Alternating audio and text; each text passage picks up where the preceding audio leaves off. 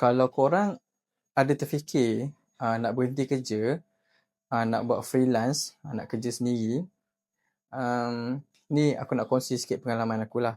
Macam korang tahu semalam Chinese New Year, hari ni cuti dan esok first day puasa. Kalau kau kerja, biasa kerja dengan kerajaan atau kerja dengan syarikat swasta, kau akan cuti lah kan untuk bersama keluarga. Tapi bila kau kerja sendiri ni, dia kadang-kadang biarpun waktu tu waktu cuti dan keluarga-keluarga kau cuti, kau still kena sentiasa standby untuk buat kerja. Kau tak boleh expect kau cuti macam orang lain. Macam kalau aku, memang laptop aku akan sentiasa bawa aku hulu ke hilir lah. Tak kisah aku pergi mana pun. Laptop memang sentiasa dekat. Sebabnya bila kau kerja sendiri, kau deal dengan orang kan. Kau kena sentiasa bagikan yang terbaik lah. Sebab kalau kau tak bagikan yang terbaik, bila-bila je orang tu boleh cut kerja dengan kau. And then, sebab bila kau kerja dalam satu industri, dia networking ni atau referral ni salah satu tools yang penting untuk menjadikan kau sustainable bila kau kerja sendiri kan. So, kau kena sentiasa bagi servis yang terbaik lah.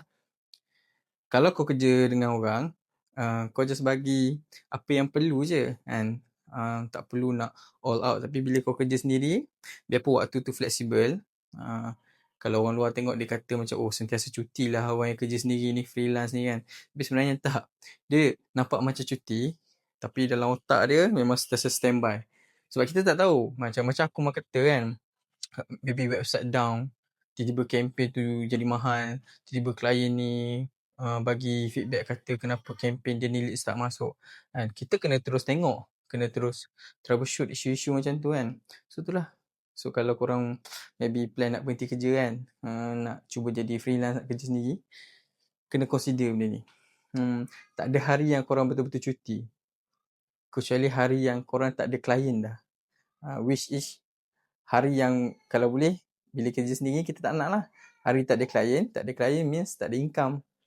So fikir-fikirkanlah kan kalau in case korang nak berhenti kerja, nak buat kerja sendiri. So tu je lah.